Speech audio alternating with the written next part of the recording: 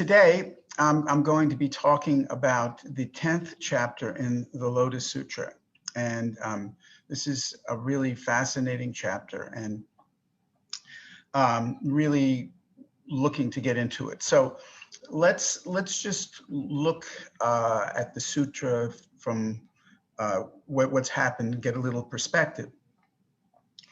This chapter 10 is really a turning point in the whole sutra, because up until now, what we've had is the Buddha announcing the great vehicle, the teaching, which is really non-dualism in and of itself. He's talked about expedient means, but he's had the Sangha around him in some sense, the great practitioners, bodhisattvas, mahasattvas, shravakas, the voice hearers, and he has announced the teaching that is the Lotus Sutra. And the Lotus Sutra is, as we will see more and more, is part of the announcement, the sutra itself. So when the sutra opens, the Buddha is speaking to Medicine King Bodhisattva. And this whole chapter is really a dialogue, although the Buddha is just speaking. The Medicine King Bodhisattva isn't asking any questions. But this is very telling, because the Buddha is considered to be the healer of the world, the doctor for our ills.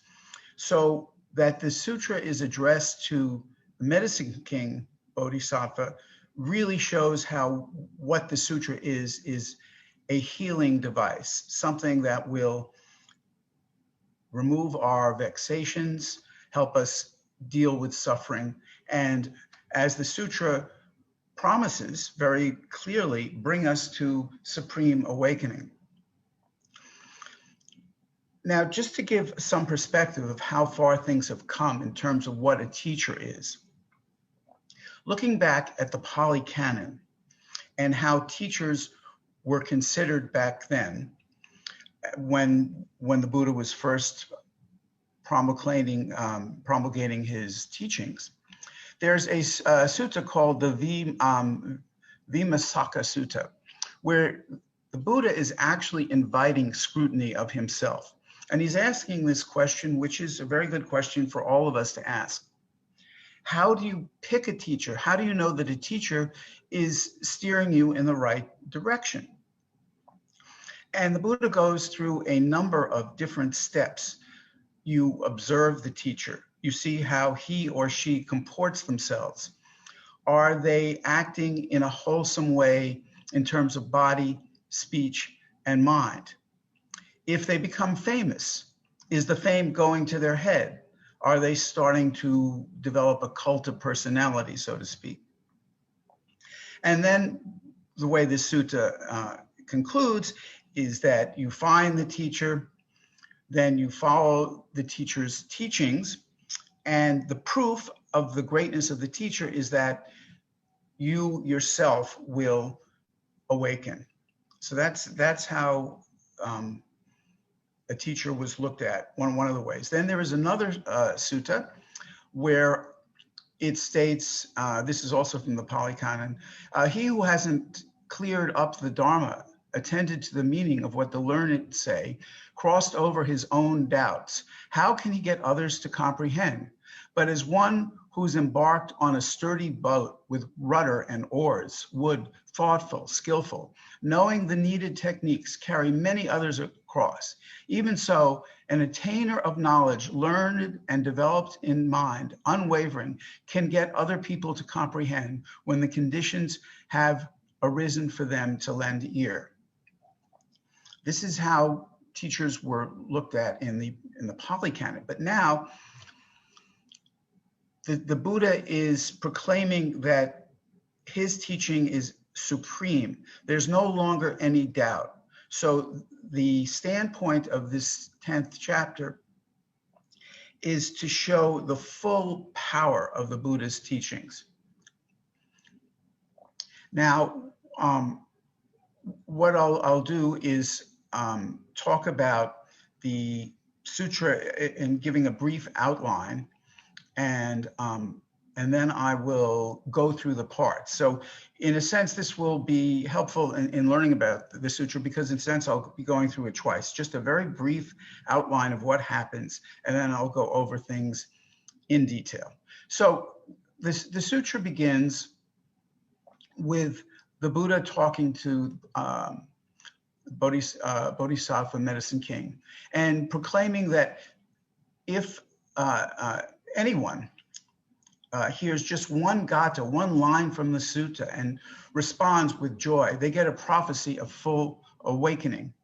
They would then make offerings, and the Buddha shows that someone who has done this has actually followed the Buddha, made offerings for millennia, met many, many Buddhas. And the motivation for someone to do this is to have pity for the plight of sentient beings. And a person like this will have made a deliberate decision to be born in an evil world, which is what the sutra says. And this will be true in the future, even after the Buddha's extinction, after he leaves the world. And this will be done by someone fully embracing the Lotus Sutra and its teachings. In all of the different ways that the sutra can be understood. Now, the way that it's normally practiced, there are 5 practices, which are to accept it, read it, recite it, explain it, and copy it. That's something that's repeated throughout the sutra.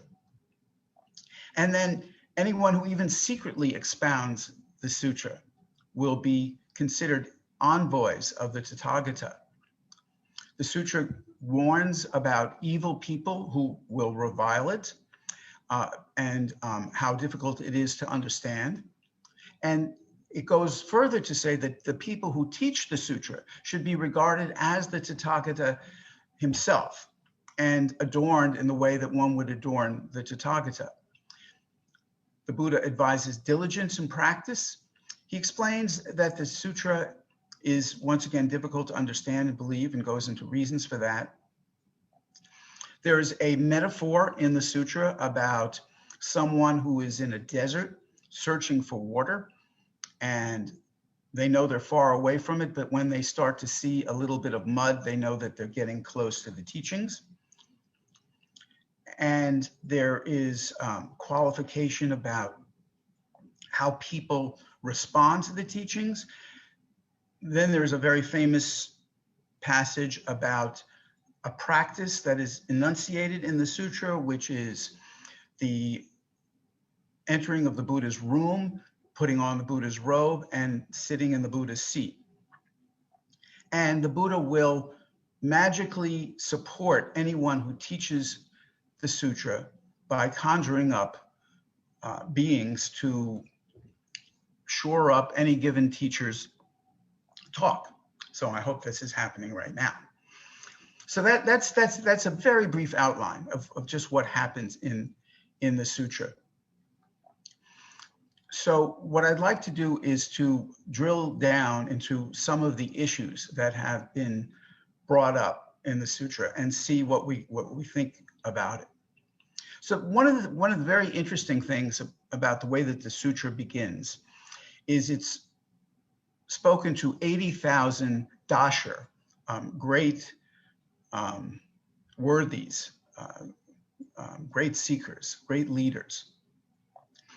Now, every other chapter in the sutra has begun with this whole host of the great bodhisattvas and mahasattvas and the Shravakas, people in the Buddha's family, and all sorts of different beings, dragons and Kinnaras and Gandharvas, human and non-human. And there are people of various levels of attainment. There's nothing like that in the beginning of this chapter. All beings are there, but no one is identified. So it's almost as if the Buddha is addressing the entire universe of every kind of possible being that could exist. And he is guaranteeing supreme awakening for all beings. So the sutra begins in a very kind of flat way, addressing everyone.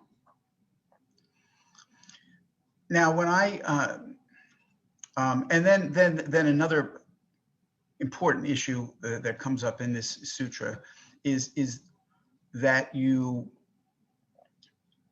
admire and you give great respect to the sutra over the Buddha. It says earlier in the sutra and in this chapter as well that yes, it is terrible to revile, curse the Buddha, but as bad as that is, it is so much worse to curse and revile the sutra. And I took a course on the Lotus Sutra at Columbia once. And of course, from an academic point of view, they make a big deal of, well, is the Dharma somehow greater than the Buddha? What is really going on in this? And I think part of the reason that this is stated the way that it is to show that the teaching is supreme. The Buddha doesn't want to make a cult of his own personality. And I think that might lie even behind the way that Master Sheng Yen, the founder of our organization, after he was cremated, didn't want there to be relics, right? And the Buddha made very clear that when that his disciples should only pay attention to the Dharma and to themselves. That the Dharma itself should be the greatest teacher. And Thich Nhat Hanh makes this even simpler by saying the Buddha and the Lotus Sutra are one and the same. Now, let's go through some of the actual issues that are stated in the sutra.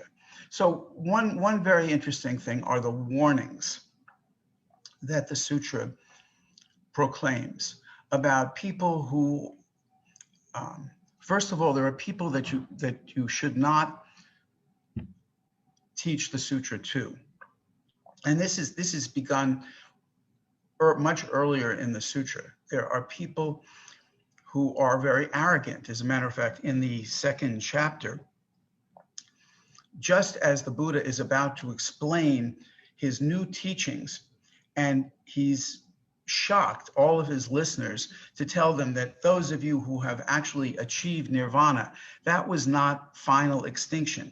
You still have further to go. And there are people who just did not want to hear it. So they walk out on the Buddha. 5,000 monks, nuns, and lay people. And the Buddha kind of says, good riddance.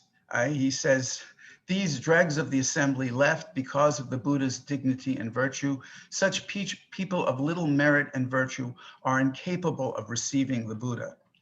And if that word dregs of the assembly sounds bad, in another translation, it's chaff of the multitudes, which is pretty harsh.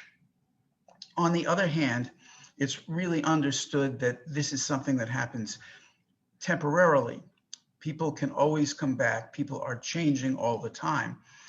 But the sutra is making it clear that you really have to be motivated, that you have to have the proper attitude, or you simply won't be able to get it. So then there's this issue of people not believing it. And that has to do with the antagonism that people have towards the sutra, which may have some historical basis, because as Mahayana was beginning to form, maybe from the early century before the Common Era, there was a great deal of conflict in understanding of the teachings. And people were simply not ready for the teachings. There's a famous sutta in the Pali Canon where the Buddha holds up one leaf when he's standing in a forest and says, which is better, which is greater, the leaf in my hand or all the leaves in the forest? And the answer is obvious. But he says at this point in his early teachings, what I teach you represents just this handful of leaves, the single leaf perhaps. What I know is the whole forest. And now in the Lotus Sutra, what he is imparting to us is the whole forest. And that's why Nichiren, who made the Lotus Sutra the center of his teachings. Nichiren was the Japanese practitioner in the 13th century who made the chanting of the title of the Lotus Sutra central to his practice. That's the Daimoku Nam-myoho Renge Kyo. So he wrote a lot about the Lotus Sutra and how people would respond to it. So one of the reasons that he said that it was hard to understand is because in the earlier teachings, the Buddha was just imparting certain teachings, certain basic things. But in the Lotus Sutra, the Buddha has let out everything. There's nothing held back in the Lotus Sutra, except of course for the fact that there are expedient means for those who can understand it at whatever level they are. So the Lotus Sutra is massively complicated, and it engenders a certain type of antagonism and negativity in certain people, or so the sutra would have us understand. So, in the West, we have this idea of not casting pearls before swine. Buddha wouldn't use such harsh language, but it's really clear about the effort that you have to use in understanding and trying to practice what is in the Lotus Sutra. And he talks often in many sutras, as well as the Lotus Sutra, about the shock and the doubt that people will have when they encounter it. Now, one thing that is very interesting about the Lotus Sutra and trying to understand it is what seems to be the contradictions in it. And so one contradiction right now, I've just talked about how difficult it is to understand and how people might react negatively to it. And it sounds like it's really a daunting enterprise. Nonetheless, the sutta begins with a statement of if a practitioner, if someone hears just one phrase or one gata, e.g. iju in Chinese, just that, and they respond with joy, then the Buddha guarantees Anuttara Samyak Sambodhi, supreme awakening. And that is just a remarkable kind of assertion. And this is repeated many times in this chapter. Sometimes in other sutras where this kind of motif is also found, where it says just one gata. This is certainly in the Diamond Sutra. People try to figure out, well, which gata is it, right? It couldn't be, thus have I heard, right? Every sutra has that. So people, for example, in the Diamond Sutra sometimes think, well, is it the one, abide nowhere and this mind will arise, or that you should regard the world as a dream, a bubble, an illusion, a shadow, dew, and lightning. It's that ephemeral. Is that the sutta? Is that the gata? Now, Shifu once said that the gata could be from any sutra, and so first, when I heard this, and we as Westerners and rational, empirical human beings might have a problem with this. How is it possible that you could just hear some line from the sutra, even a gata, even several gatas? How would that be the cause for you to progress in the practice, and not just progress, but to actually get a proclamation of full highest enlightenment? So when I first looked at this problem, I tried an imaginative solution to it. Now, this I don't think is really quite the reason, but it's an interesting thing to look at.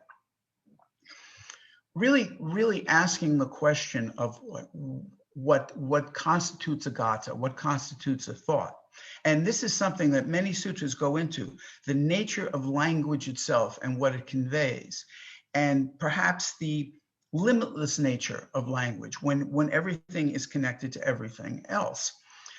So then I thought of connecting even this idea of a statement with the events that surround it. Because if you think about it, if you make any kind of statement, you have to understand the language that you're speaking in. You have to know all of the symbols. Even if you tell someone, I'm going to the store and I'm going to get some coffee, you have to know what a store is, you have to know what coffee is, you have to know what getting is, money. All of these things are all bundled into a simple statement. So, extrapolating that, I thought of the time that I first met Master Sheng Yen in 1979. I was going to a conference of several Buddhist teachers in St. Paul Chapel on the campus, and my friend Dan Stevenson invited me. And so that was the first time I ever set eyes on Shifu, and I shook his hand, and he very meekly put out his hand, knowing that if he had acted in a certain way, he probably would have scared me off. So had that not happened, I might never have met Master Sheng Yen. Now, I might have met him at some other point, but I might have gone off in a different direction. So if I take that as kind of a gatha, a kind of line in and of itself, it's an interesting way of thinking how one thing leads to another, about causality, which I'll get to in another second. Now, there's another story, which I heard once on a retreat, where, as many of you may know, after retreats, people go around and they share their stories. And there was one person who had come all the way from Australia to the retreat at that time, I can't even remember whether it was in Elmhurst or at TDRC, but he had come halfway around the world because in a library in a small town where he lived, he found a book by Shifu. And he was so impressed, he traveled all that distance. So it's very interesting to look at the grain of something that may have such an enormous blossoming. And one thing that the translator of the Lotus Sutra, one of the translations I've used, Jean Reeves, talks about how the sutra, which is called the Flower Blossom Sutra, Hua Qing in Chinese, really should be understood as a verb. The word flower should really be understood as flowering. So it's the Lotus Flowering Sutra in that sense. And the idea is that Buddha seeds will flower within us.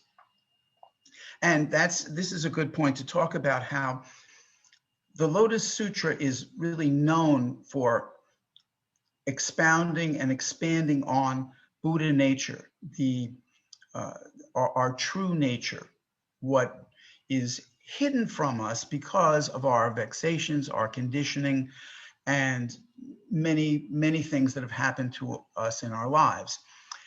And as it is pointed out in the Lotus Sutra, the phrase Fa Xing, Buddha nature, simply doesn't occur, but there are many things like it. There's Fa Xing, Dharma nature, and there are Buddha seeds.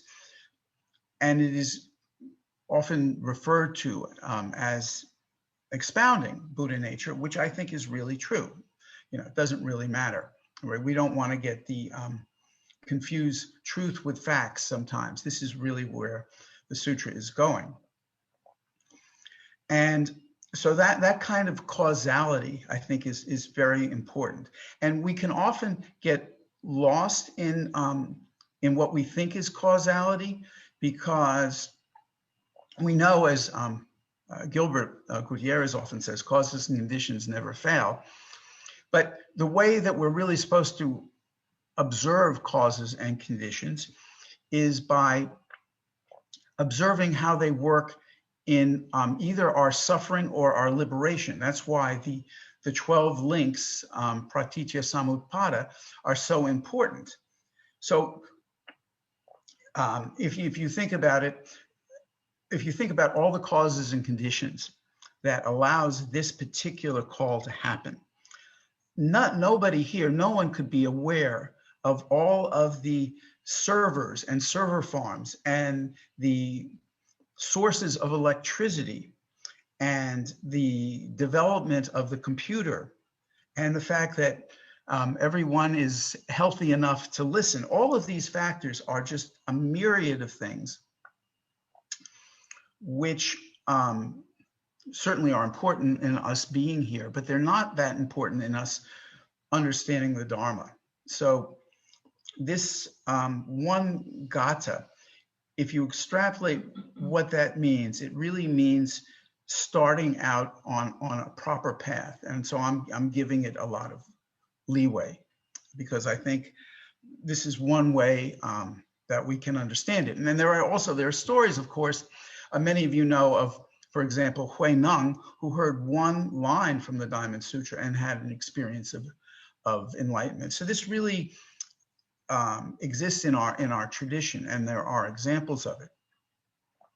On the other hand, the sutra really does give an explanation of how that possibly could be, how you could hear one seemingly off the cuff word or line or phrase from the sutra, and how that could set us on a path which is guaranteed to end up in supreme awakening. And this, once again, this is coming back to this theme of causes and conditions, because when we look at causes and conditions, we have a very narrow way of looking at it, which is dictated by our sense of self. We tend to think that the whole world revolves around us and the way that we see the world. But if you look more deeply, you can see that the sutra is coming from a very different place, not from our wrong view, more from the sutra's right view. And just a little aside, there's a wonderful sutra, very short, from the Pali Canon that says there are three things that are hidden, which are affairs with women, the mantras of the Brahmins, and wrong view. Right? Wrong view is really often hidden from us because we look at the world and we think what we're seeing is what's actually there. And then the sutra goes on to say, but there are three things that shine forth brilliantly, and that's the moon, the sun, and the Dharma and the discipline of the Buddha. So that's what we're encountering when we read the Lotus Sutra, any sutra. So rather than looking at the one gatha, the one phrase, the one sentence, as somehow being magical, like a magic bean that grew the beanstalk in Jack in the Beanstalk, where it just doesn't seem to be rational. What the sutra really points out is, rather than the gatha being kind of the beginning of this practice, somehow giving you like a shatipat, some spiritual booster or injection, that's not the case. Now, what the sutra is pointing out, and the sutra is very famous for, is these astronomical numbers of ages past, of the multiple years that somebody's, in terms of a prophecy, that their Buddha land and their teachings will endure for kalpas, which are millions and billions and perhaps trillions of years. I think if the word Google and Googleplex were around when the Buddha was around, he would have used that. And there are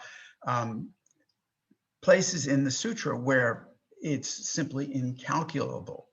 So the idea in the sutra, what the sutra is pointing out, and this would have to do with somebody's faith in the teachings and one's comfort or lack of comfort with rebirth and reincarnation.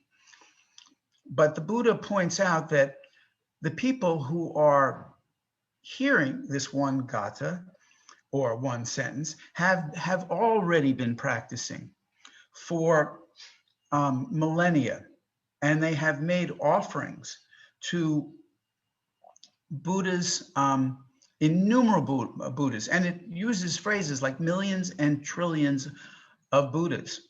And we'll talk a little bit more about offerings in a moment.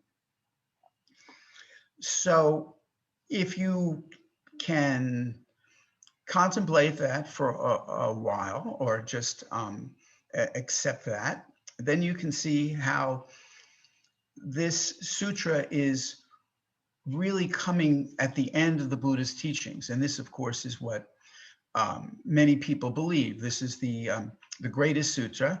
And of course, the sutra says that it's the greatest sutra, that all awakening comes through the sutra. And many people, scholars especially, have a problem with what they think is the self-advertisement of the lotus, that it's always extolling itself. But I don't think that the sutra has an ego. And I think that what the sutra is doing is trying to show us things that are a little bit beyond where we are. And that is the idea, that is the meaning behind expedient means. Skillful means are teaching us things that we're not ready to receive. But we have faith that there is something behind it, and we comport ourselves in that way. That's how the sutra works.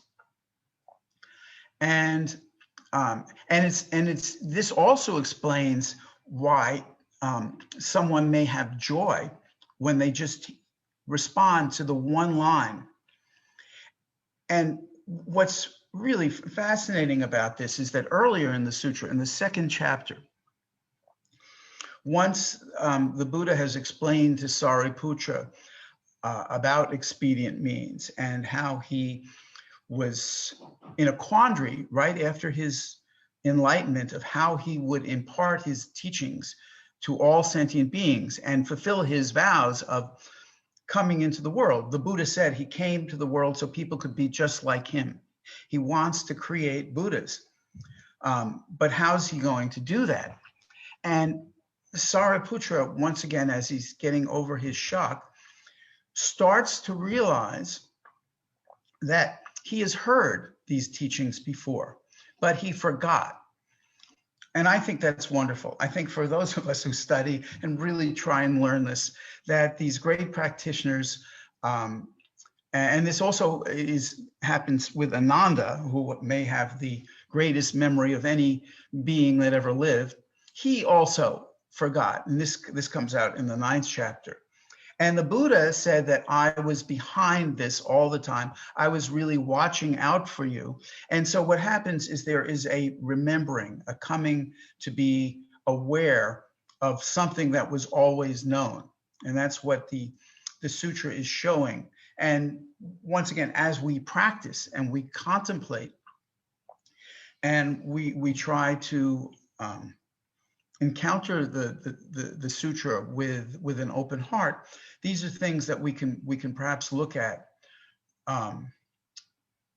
more clearly, right? Because once again, I had this image.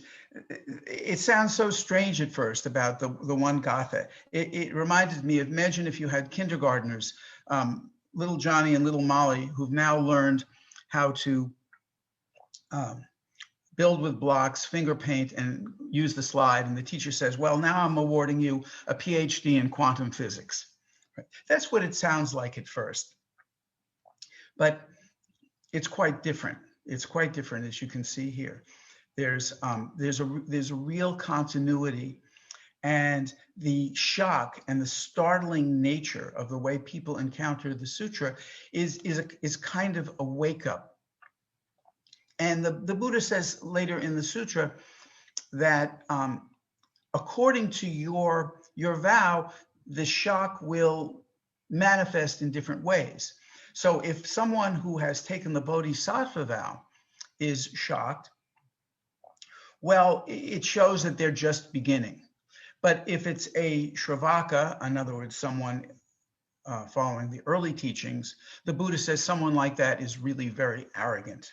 They're not even opening up at all, and they will turn away. And so this is starting to show how we can encounter the sutra.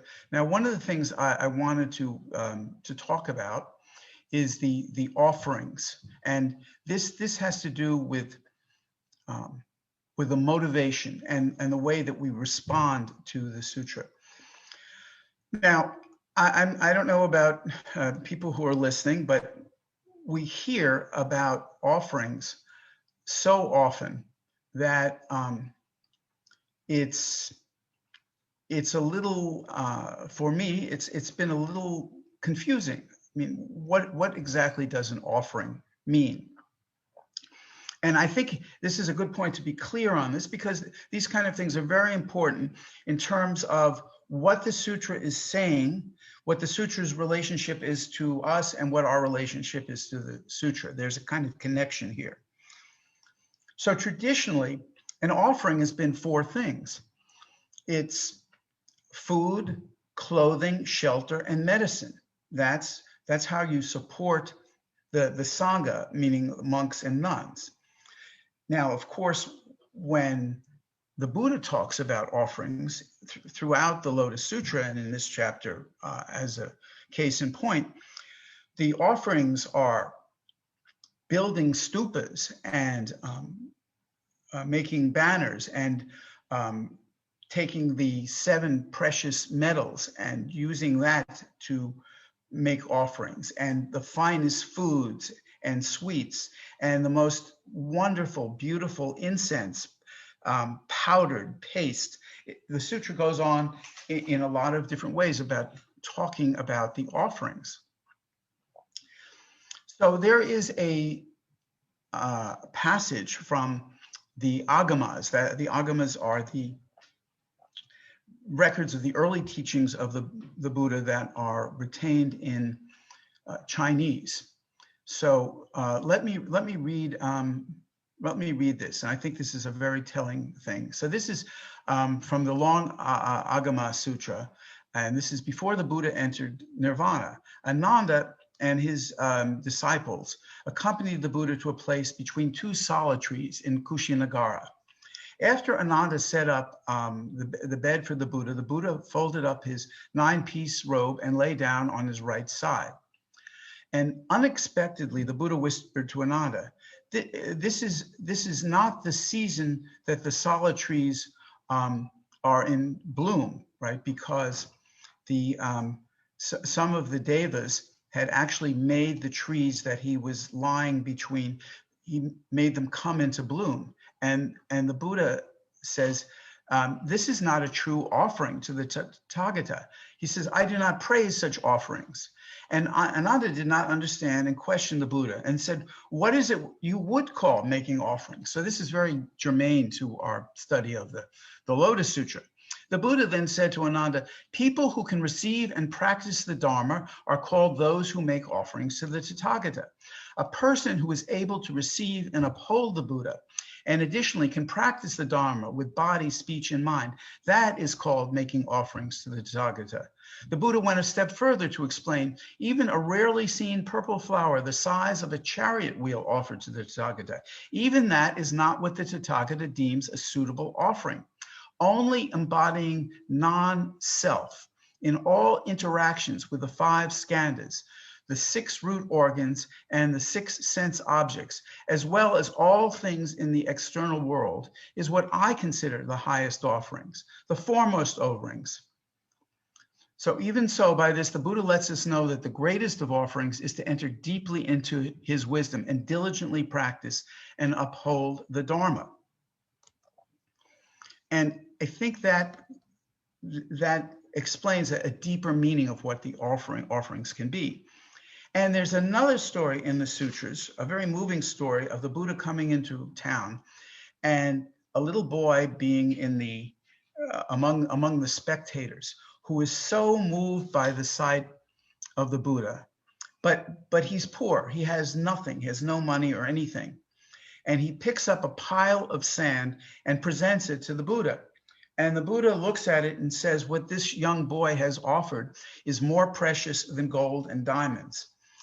So what the Buddha is looking at is the motivation, depth of faith, and intentionality. And in this chapter, he emphasizes that those who are destined to hear the gatha, those who are practicing, they come into the world because of sympathy for the living beings. And it even says that they can engineer, if you will, their birth into the evil world that we live in. So that also bespeaks a certain level of attainment of a practitioner. And later on, the sutra is really going to play with and burst whatever understandings we think we have of who the Buddha is and how his teachings work. And this is one of the things that makes the sutra difficult, because it's really turning many, many things upside down in our understanding. And the Yogacara school actually had some difficulty with the Lotus Sutra, because they just couldn't understand how the three vehicles could be separate and one at the same time. It didn't work, especially Xuanzang and his disciple Kuei-ji were not big fans of understanding this. Whereas Zhi basically said that whether it's one vehicles or three vehicles, these are nothing but perspectives of the mind. And I think that really works with Chan practice, where we are really looking at the way the mind works and seeing how mind encounters with mind. But because of our delusions and a variety of things, it's hard for us to hear these things. It's hard for us to process them. And the Buddha goes on to say that this teaching, those who teach the sutra, they themselves are engaging in greatly auspicious undertakings, and they should be regarded as Tathagatas themselves, which in sense they really are. I mean, as we all are moving in that direction, and we can always regard ourselves and others, in a contemplative way, not in an egotistic way, but in an all-encompassing dharmic ways. We can see the Buddha nature and see where we're moving. And so then we talk about the more of the benefits that come from this kind of practice. And the Buddha says that someone who takes up the Lotus Sutra and makes clear, it's very interesting how there's a kind of spiritual leverage the Buddha talks about, which is, well, fine, if you hear one gatha and you even whisper a gatha, if you teach in secret to someone else, there is inestimable, measureless benefit to that. And then how much more benefit would there be if what you're teaching is not just a gatha here and there, but the entire sutra? So that's an important aspect that the Buddha shows in showing once again, a kind of spiritual leverage that this sutra has. And the idea and the promise of the sutra that everyone has Buddha nature. It shows the responsiveness of the sutra to individual needs. And this is a lot like what happens in the 5th chapter, where the Dharma is understood as a great cloud that rains on everyone. And according to people's needs and according to their capacity, it gives sentient beings the nourishment, the spiritual nourishment that they need. Now, so one thing that some people level as a criticism towards the Lotus Sutra is the lack of practice in it. Now it's somewhat true that the Lotus Sutra doesn't have this fine analysis of the mind and the nature of emptiness and going into great metaphysical details. It has a great theatricality, which is what Thich Nhat Hanh calls about it. It's quite dramatic, poetic, and even as one Nichiren preacher describes it as even science fiction. It's going to great metaphorical limits, great metaphorical lack of limits to reach us. But in this chapter, there is a very interesting passage, which is about the robe, the room, the robe, and the throne. The Buddha is addressing what he says a good child of the Dharma, someone from a good family, meaning the family of Buddhas, a man or woman who wishes to practice. And the Buddha says they should enter the Buddha's room, they should put on the Buddha's robe, and they should sit upon the Buddha's throne. Then he further explains what those images mean. So the Buddha's room is the compassion the Buddha has for all sentient beings. It is loving kindness. It is sympathetic joy. It's equanimity, I would say. And the robe is gentleness and kindness. And I believe that would be a description of expedient means themselves. And the throne, or the seat, Fozor, it says, is that all dharmas are empty, the emptiness of all dharmas. And I look at that as kind of a teaching almost of silent illumination with expedient means added to it, because this chapter is about teaching. So there is the silence of wisdom itself. There is the illumination of compassion, and the functioning of it with kindness and gentleness to sentient beings. Now, in Shifu's book on the Lotus Sutra, he goes on to talk about the throne, the seat of emptiness of the Tathagata. And he says there are various stages in this. And the first stage is when someone is still caught up in the world of forms, and which generally describes us sentient beings. That means that when we look out at the world, we see a tree, we think it's our image of a tree. We don't really even understand that we're seeing the image in our mind. We think what we're seeing is reality.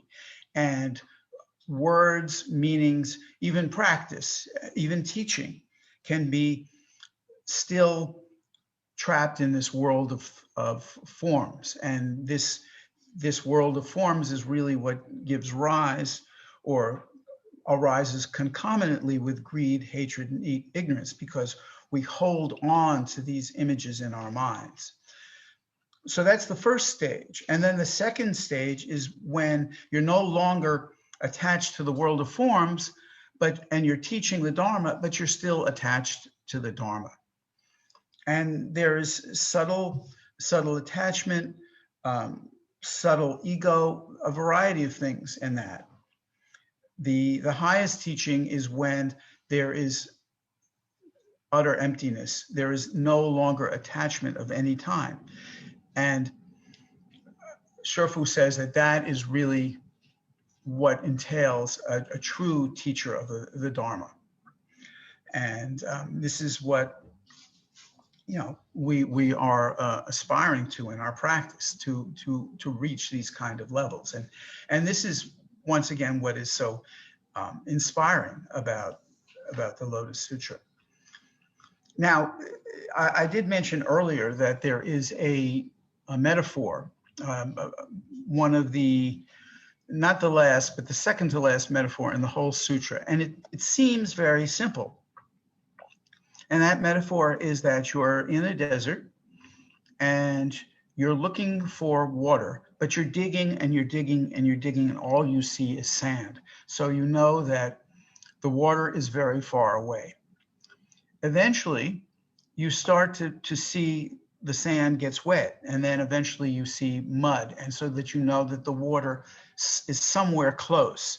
And this is, once again, an expedient means. It's kind of like the conjured city, which is in chapter 7. The idea that the earlier practices are like a beautiful image, an illusion that the Buddha put up to encourage people to at least get to a spiritual first or second base before they hit the home run of enlightenment. That's the conjured city. And this very simple image of digging in the sand is similar. And this reminds me of something that the Buddha once said. Master Sheng Yen once said in describing enlightenment to us. Now, most of us who've practiced even for many years have a very one-dimensional idea of enlightenment. We think, well, someday you see your nature and boom, then you're home free. And that's kind of the end of practice. And of course, many teachers go to great length to say that that's not true, that practice never ends and should never end. So the Buddha, Master Sheng Yen, used these metaphor of water to explain these different levels of enlightenment. So the first is that you hear of water. You don't even know what water is. Enlightenment is water, and you haven't even heard of it. You don't even know it exists. And so you hear it. And then the second level is that you go to a place where you actually see water. And so there's more experiential data and more faith as your encounter with the Dharma, your encounter with your practice expands and increases. And then you actually swim in the water, yet a deeper, higher level of enlightenment. No, I'm sorry. The third one is that you drink the water. You drink the water. And then the fourth one is you swim in it. And the fifth one is you become the water. And thinking of these metaphors that Master Sheng Yen used, I thought about this image of digging in the sand for water. So to me, it sort of shows that the practitioner has some idea of what enlightenment is. There has been practice before, and that really aligns with the conjured city, that the practitioners who are in the conjured city, and the conjured city is nirvana, right? Is nirvana from the early practices. And this is what is so mind-boggling about the sutra to the Shravakas, the early followers of the Buddha, that they thought that they had completed the path entirely. And now with the proclamation of the Lotus Sutra, they find, first to their dismay, and then ultimately to their great delight, that there was further to go, and that they can become not only great practitioners, but they can then move on to become Buddhas and help save all sentient beings.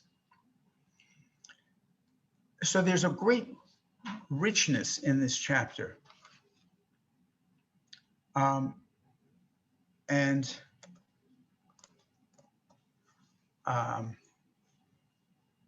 right, I'm just hoping that everyone can still hear me. And I just want to sort of finishing up. It's, I guess it's getting close to 12. I just want to talk more about this last part of the chapter. This is where the Buddha announces that he will be helping sentient beings by magically conjuring people and helping anyone who is giving a lecture of the Dharma. And this is another seeming stumbling block in terms of our empirical life and our, as Westerners, like what do we understand by this? And I think, so first, when I first read it, I didn't quite know what to make of it. Does this mean that the Buddha is creating people in a kind of godlike way, and then after they attend Dharma lectures, they'll meet one another, they'll get married, and they'll have children? Doesn't mean that. It's about it's a great expression of expedient means, and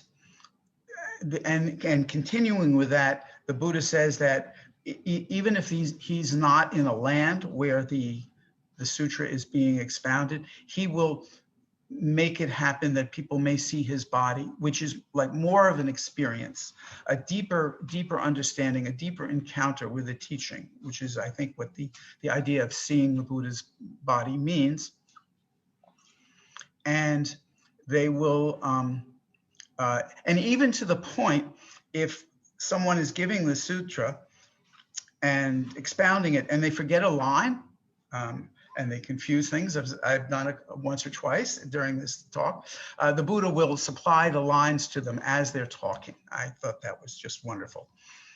And I want to just mention something that I did. So when I was dealing with this last part of the sutra, and I was trying to figure out what is actually going on with conjured people. How can we understand that? I wrote to my friend Dan Layton, who's a Dharma teacher, who runs the Ancient Dragon. He's the teacher of Ancient Dragon in Chicago, where I happen to be right now, actually.